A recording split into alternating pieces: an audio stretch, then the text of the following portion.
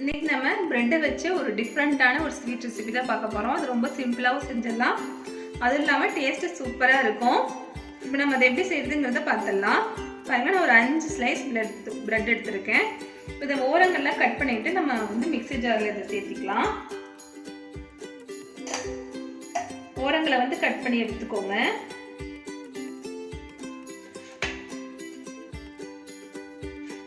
பாருங்க, இந்த மாதிரி ஓரங்கள்லாம் எடுத்து கட் பண்ணி போட்டாச்சு. இது இப்போ நம்ம பவுடர் பண்ணி எடுத்துட்டு வந்துடலாம்.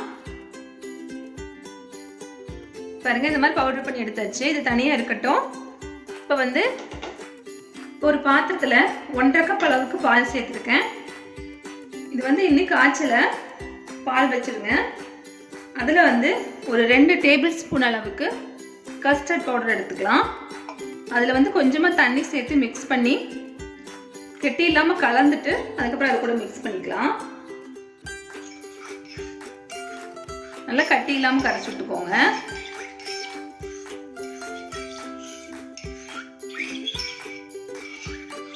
இந்த பால் சூடாயிடுச்சுன்னா இந்த கஸ்டர்ட் பவுடர் போட்டோன்னாவே நல்லா கெட்டி பிடிச்சிடும். அதனால இது கரைச்சிட்டு அதுக்கப்புறமா சேர்த்திக்கோங்க.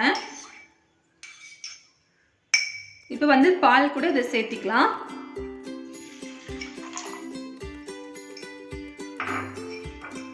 இப்போ ஸ்டவ் ஆன் பண்ணிக்கலாம்.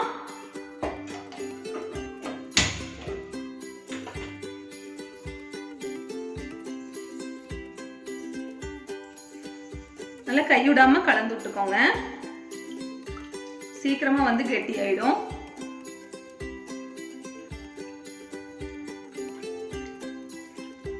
பாருங்க, கொஞ்சமா திக்காக ஆரம்பிச்சிருச்சு. இப்போ நம்ம பவுடர் பண்ணி வச்சிருக்கிற பிரெட்டை இதுக்குள்ள சேர்த்திக்கலாம்.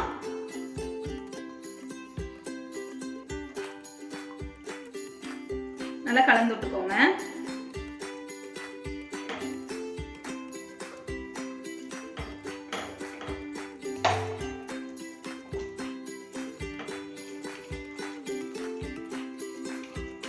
அடுப்பு சிம் பண்ணிக்கோங்க.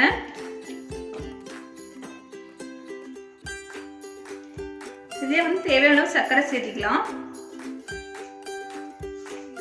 நான் ஒரு 2 டேபிள் ஸ்பூன் அளவு சர்க்கரை சேர்த்திக்கிறேன். உங்களுக்கு இனிப்பு எந்த அளவு வேணுமோ அந்த அளவு சேர்த்திக்கோங்க. 2 டேபிள் ஸ்பூன் சேர்த்திருக்கேன். கலந்து விட்டுறலாம்.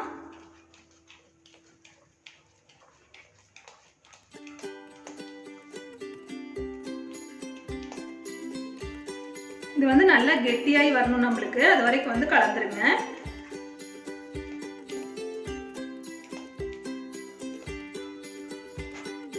பாருங்க, ஆல்மோஸ்ட் திக் ஆயிடுச்சு. இன்னும் கூட கொஞ்சம் திக்காகணும். அது வரை கலந்து விட்டுறலாம்.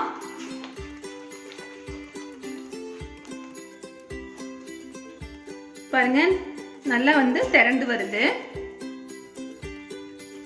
நம்மளோட கஸ்டர்ட் மில்க் அல்வா சூப்பராக தயாராகிடுச்சு. இப்போ நம்ம ஸ்டவ் ஆஃப் பண்ணிட்டு முந்திரி திராட்சை வறுத்து இதில் சேர்த்திக்கலாம். ஒரு பாத்திரத்தில் ஒரு டேபிள் ஸ்பூன் அளவுக்கு நெய் சேர்த்துருக்கேன். இப்போ முந்திரி பருப்பு சேர்த்திக்கலாம்.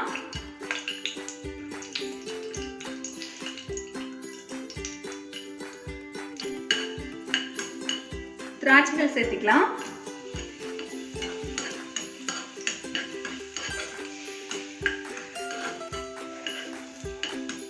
நம்ம ஸ்டவ் ஆஃப் பண்ணிட்டு ரெடி பண்ணி வச்சுக்கிற அல்வால இதை சேர்த்திக்கலாம்.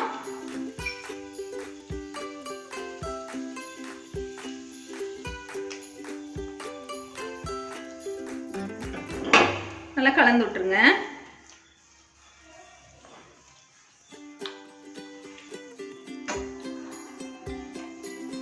இதுக்கு அதிகமா நெய் கூட தேவைப்படாது.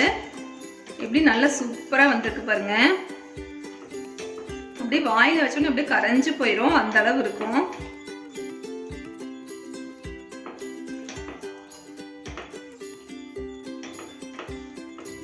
ரொம்பவே டிஃப்ரெண்ட்டாகவும் இருக்கும். கண்டிப்பாக நீங்கள் ஒரு தடவை ட்ரை பண்ணி பாருங்கள், உங்களுக்கும் பிடிக்கும்.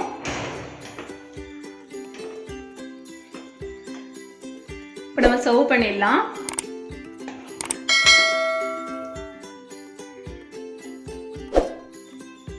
இவ்வளோ சூப்பராக வந்திருக்கு பாருங்க.